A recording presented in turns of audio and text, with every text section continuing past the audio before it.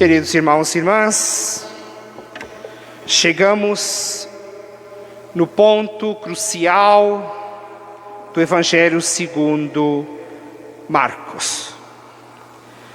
Com este texto que acabamos de ouvir, se conclui a primeira parte do Evangelho de Marcos, até o capítulo 8, e aí então se inicia a segunda parte do Evangelho, do capítulo 9 até o 16. E neste percurso, então, nós devemos nos perguntar inicialmente qual é a imagem que a palavra de Deus nos oferece neste domingo. Qual é a imagem que nós temos que levar para a nossa casa? Mas hoje eu vou fazer assim, uma parte da imagem eu digo agora, e a segunda parte da imagem no final da homilia. E aí a gente tem o conjunto da reflexão da palavra. Então, a primeira parte da imagem é a respeito da identidade de Jesus. A imagem que a palavra nos apresenta é de um Messias servidor. De um Messias rejeitado. Então, gravemos esta imagem. O Cristo que é servo. E porque é servo, é rejeitado. Passando então para a instrução e o ensinamento que a palavra nos dá para sustentar esta imagem. Então começamos pela primeira leitura do profeta Isaías. E se vocês prestaram bem atenção, o texto de Isaías e o salmo responsorial, eles estão intimamente ligados. Na verdade, a oração apresentada pelo salmista é a oração do servo apresentada na primeira leitura. Mas quem é este servo apresentado pelo profeta Isaías? Se alguém de nós deseja compreender quem é Jesus, o Cristo, e se deseja conhecê-lo na profundidade, um conselho de amigo que eu dou: leia os 4 cânticos do servo sofredor do profeta Isaías. Se a gente não conhece esses 4 hinos, dos quais nós lemos hoje o terceiro, este trecho que lemos na primeira leitura é o terceiro canto do servo. Tem 2 antes e tem 1 depois, são 4. E eu afirmo a cada um de vocês que quem lê e aprofunda esses 4 hinos passará a ler os santos evangelhos de uma forma nova. E que muito das nossas incompreensões a respeito de Cristo passa pela nossa ignorância bíblica e do desconhecimento desta figura do servo sofredor apresentado no livro do profeta Isaías. Então, tarefa para casa. Pegue a sua Bíblia, leia os 4 cânticos do servo.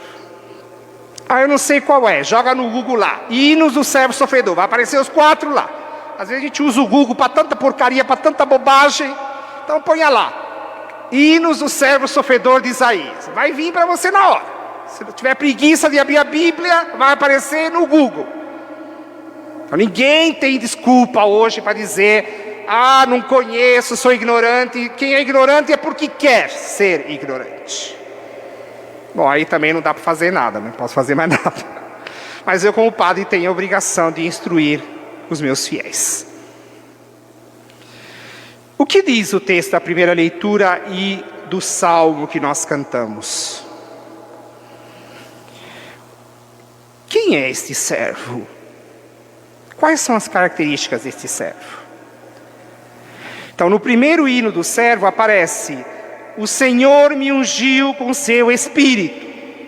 Então, o servo é alguém que recebeu uma unção especial de Deus. E esta unção é do Espírito Divino. E este Espírito gera nesta figura do servo um desejo e uma atitude de amar a Deus, e por causa do amor a Deus, vejam bem, por causa do amor a Deus, o servo tem amor pelo seu povo, tem amor pelos seus irmãos e irmãs. Então a característica do servo é ungido pelo Espírito e que ama a Deus e os seus semelhantes. Até aí está tudo lindo. Aí está tudo maravilhoso. Não existe imagem mais bela do que o Espírito que unge, o Espírito que santifica. E não existe imagem mais bela do que alguém que, impulsionado pelo Espírito, ama a Deus e ama o próximo. Está lindo. Está perfeito. Só que aí é que vem o drama. Por causa do pecado, o servo é rejeitado. Ele vai sendo rejeitado pelos seus concidadãos. Ele vai sendo humilhado, ele vai sendo desprezado. E depois, no quarto cântico do servo, se diz: ele carrega sobre si as enfermidades e as dores do seu povo. Então, esta é a imagem daquele que é ungido pelo Espírito e que serve a Deus por amor. E diante do cerco que se fecha, das perseguições que começam a se levantar contra ele, o servo é chamado a renovar e a aprofundar a sua confiança em Deus. Então o servo faz a experiência de ser humilhado, mas não sucumbir. Viver as tribulações e as provações, mas não sucumbe diante da tribulação. E aí o texto da primeira leitura sublinha isso de forma categórica e aparece 2 vezes. Eu depositei minha confiança, enquanto se todos se levantavam contra mim, eu confiei minha vida ao Senhor, que é meu auxílio. E depois repete, que é meu auxiliador. Então, as tribulações e as perseguições fazem com que o servo aprofunde ainda mais a sua comunhão de vida com aquele que o chamou a servir. Então, as perseguições, as tribulações, segundo a Escritura, não são negativas. Pelo contrário, são também uma via para aprofundar ainda mais a comunhão com o Senhor. E é isso que canta o Salmo, que a nossa irmã cantou o Salmo. No meio da morte eu gritei a Ti. No meio das dores eu gritei a Ti. Eu Te supliquei e Tu me ouviste. E eu não fui humilhado. Com esse pensamento, vamos para o Evangelho segundo Marcos. Que quem dizem os homens que eu sou? Ah, você é Elias, você é João Batista, você é um dos profetas. Capítulo 8 do Evangelho segundo Marcos. Se vocês vão no capítulo 6, o povo já disse a mesma coisa. Não é novidade que a multidão diga que Jesus é João Batista, que é Ezequiel, que é Jeremias, que é um dos... Isso já está lá no capítulo 6, no 8 se repete. E aí Jesus lança a pergunta a queima-roupa para os discípulos. Tá bom, e vocês, quem dizem que eu sou? E Pedro, que é o porta-voz dos 12, portanto os 12 respondem por meio de Pedro: tu és o Messias.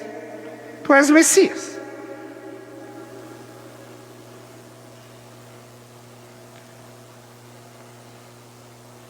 Tu és o ungido pelo Espírito, tu és o Cristo. Essa é a resposta. Então Pedro conhece quem é Jesus. Claro, ele já esteve 8 capítulos perambulando para lá e para cá na Galileia. Jesus curou cego, expulsou demônio, multiplicou pães. Então, tu és o Messias, tu és o Cristo. A multidão andava atrás de Jesus, Jesus precisava se esconder, porque senão o povo queria arrancar a roupa dele. Então, quem não quer um mestre com tanto sucesso? Quem não deseja um Salvador cheio de sucesso, aplaudido, cada cidade que entra, todo mundo bate palma? Todo mundo quer.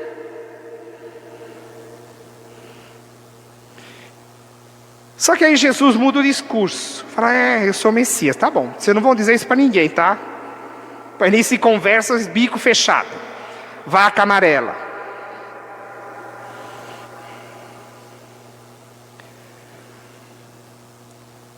O Filho do Homem vai ser rejeitado, vai ser desprezado pelos sacerdotes, vai ser morto. É interessante que o evangelista diz, Jesus diz, o Filho do Homem. O texto, vejam bem, o texto não diz, eu serei rejeitado. O texto não diz isso. O texto diz, o Filho do Homem será rejeitado, será desprezado, será humilhado, será morto e ressuscitará ao terceiro dia.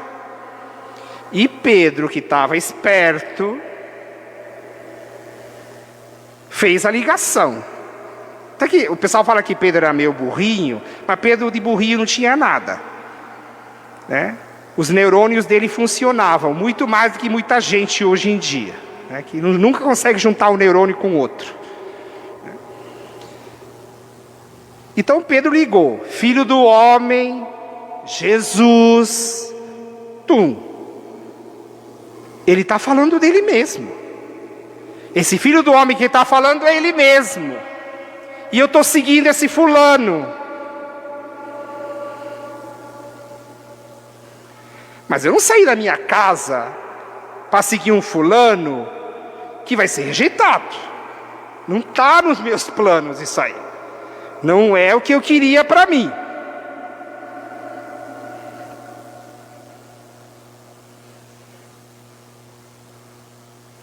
Fala a verdade, né, gente? A gente pensa a mesma coisa.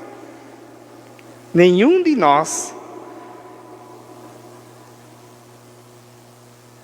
humanamente falando, que é um mestre fracassado.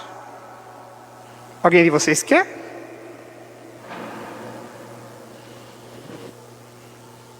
Eu não quero.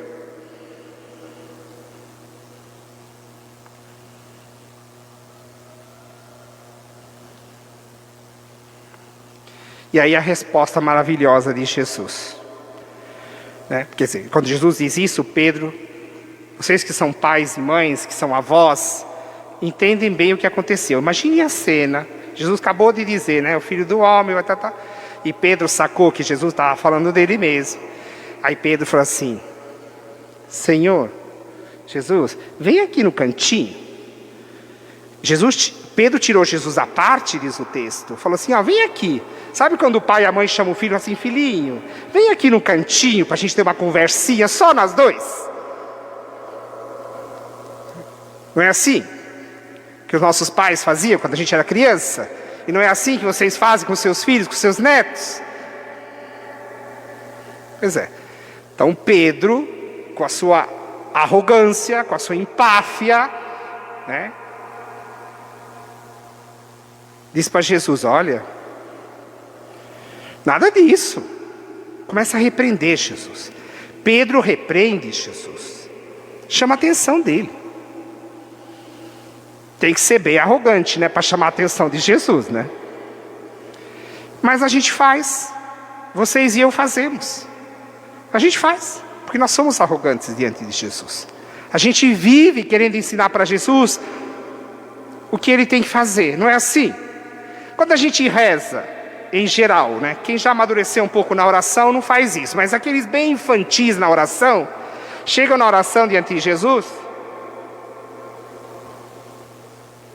com a lista pronta. Senhor, eu te amo. Ai, você é lindo, você é maravilhoso. Nossa, eu não consigo viver sem você. Jesus, olha, eu tenho uma lista de coisas. Minha mãe está assim, minha cunhada está assim, meu filho me dá isso. O padre é chato, faz uma homilia longa, grita no microfone. Dá um jeito nesse padre. A gente faz a lista. Termina a oração, quando Jesus vai falar algo para a gente: tchau, não tenho tempo, estou indo embora. Não é assim que a gente faz. E a gente acha que a gente é o suprassumo do cristão. Então Pedro fez isso. Só que Jesus disse para ele: vai para trás de mim. Se ponha no seu lugar. Não é você que é mestre. Eu não sou seu discípulo. Você não é meu mestre. O mestre sou eu. E se você quer comunhão comigo, você só tem um lugar a ocupar: atrás de mim. E você vai aprender de mim o caminho que eu te ensinarei. Se você não quiser, tchau, pode ir embora. Mas você não vai me desviar do meu caminho, da minha missão, da minha vocação.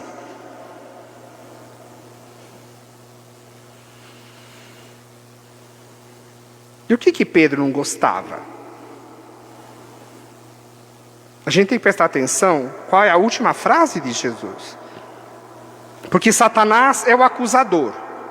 Então Jesus chama Pedro de Satanás, está dizendo: você é um acusador. E aí vem a sentença final: tu não pensas como Deus, pensas como os homens. Vejam, prestem atenção. Tu não pensas como Deus, pensas como os homens. Mas qual a diferença entre o pensamento de Deus e o pensamento dos homens que Jesus está chamando a atenção?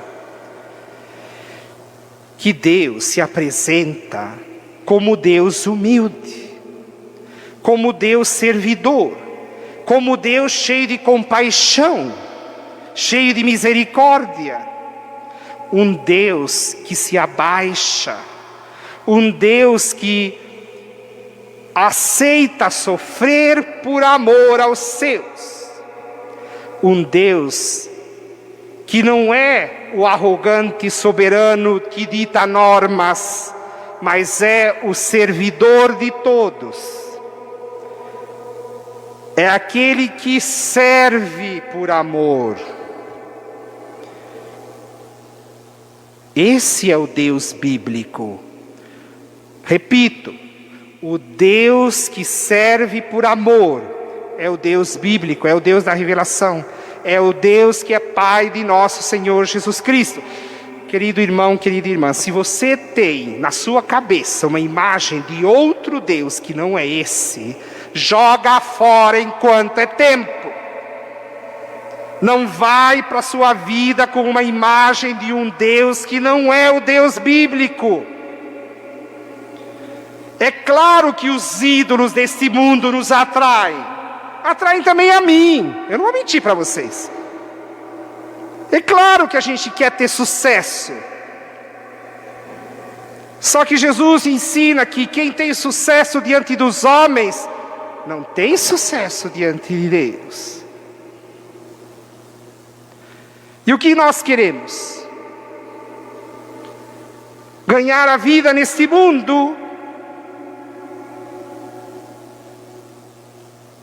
e perder a vida em plenitude?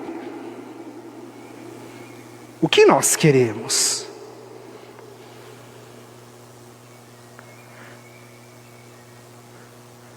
Será que nós somos como Pedro, que pensamos como os homens e não como Deus?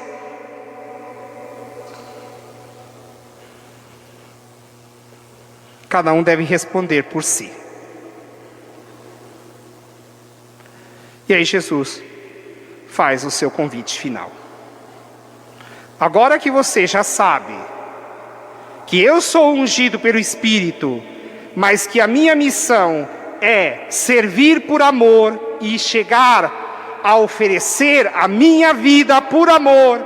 Agora que você entendeu isso, eu te digo: você quer me seguir? Renuncie a si mesmo, tome sua cruz e me siga. Você quer me seguir? A proposta é essa. Ah, é muito exigente. Tá bom, pode ir embora. Mas não faz teatro. Não fica disfarçando. Porque a gente, e eu quero ser bem compreendido, que vocês não entendam o que eu não quero dizer. Porque Pedro disse: tu és o Messias. Está certo? Tá certo, Jesus é o Messias. Só que só isso não basta. É preciso saber que tipo de messianismo Jesus assume. E como se revela isso na sua prática de vida. Então, gente, o cristianismo não é um decoreba de afirmações dogmáticas. O cristianismo não é uma lista de verdades de fé que não transforma a vida de ninguém. Ah, eu creio na Santíssima Trindade. Tá bom, e daí? Ah, eu creio na Imaculada Conceição da Virgem Maria. Tá bom, e daí? Ah, eu creio na presença real de Cristo na Eucaristia. E daí? O que isso muda a sua vida? O que isso transforma as nossas relações humanas? O que essa profissão de fé nos leva a redimensionar o nosso lugar na sociedade que a gente vive?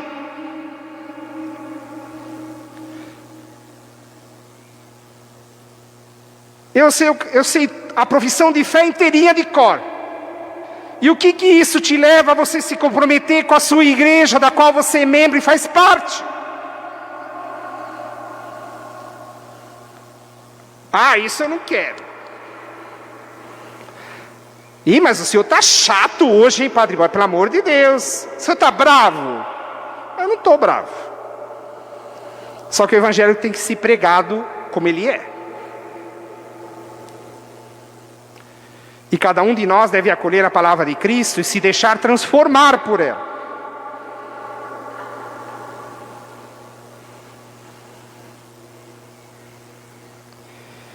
E como nós revelamos que nós temos amor a Deus?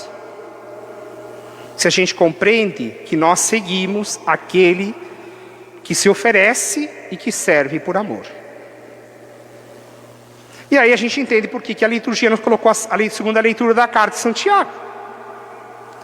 Chega o faminto aqui no meio de nós. E a gente diz: ai, Deus te abençoe, viu? Deus te abençoe, vai em paz. E a pessoa continua faminta. Ah, mas eu dei a benção para ele.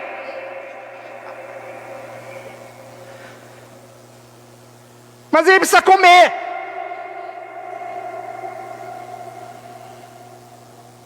Chega o nu, diz o texto. Chega o que está nu. A gente diz: né? Como é que diz o texto? Aquece-te. Aquece-te. Vai em paz. Vai em paz.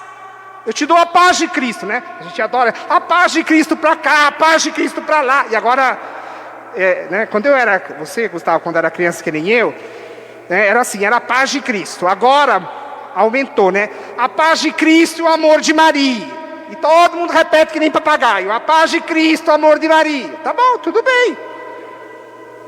Só que o que isso muda a nossa vida? O que isso muda a nossa prática?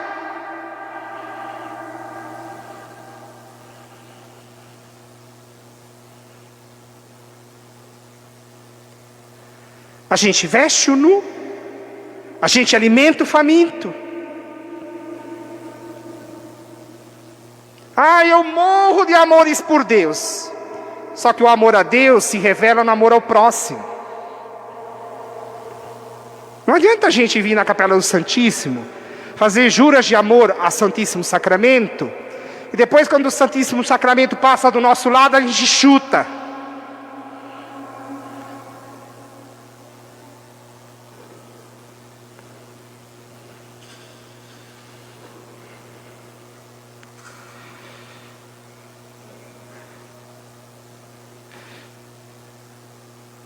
A complementação da imagem do início, para terminar a homilia, antes que vocês também me joguem fora. A segunda parte da imagem que a gente tem que levar para casa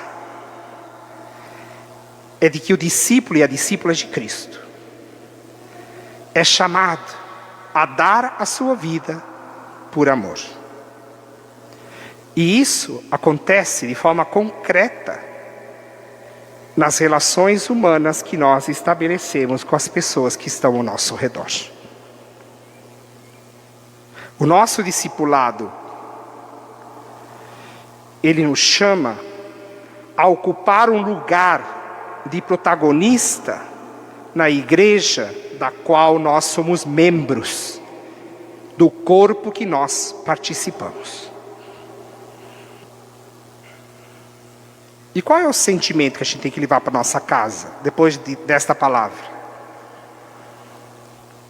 Qual é o sentimento que o Espírito deseja infundir em nós?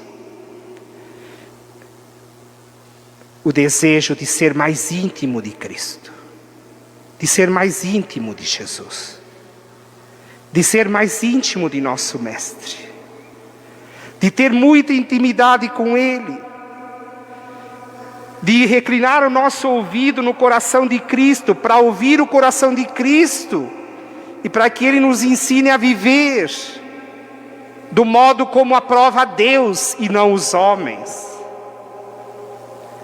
Quem ensina isso é Cristo, e é na intimidade que nós estabelecemos com Ele. Sabe qual é a grande drama da nossa igreja?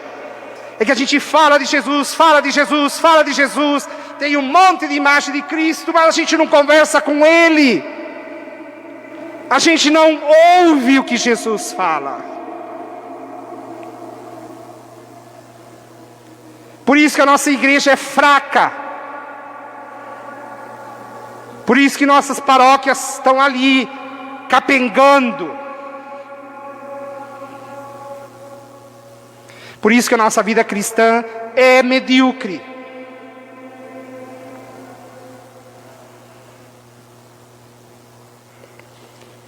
Que o Senhor nos dê alegria de progredir na intimidade com Ele, para viver um discipulado verdadeiro, autêntico, que cuida do irmão, que ama o próximo e que sacia a fome e a fragilidade do mais vulnerável. Amém.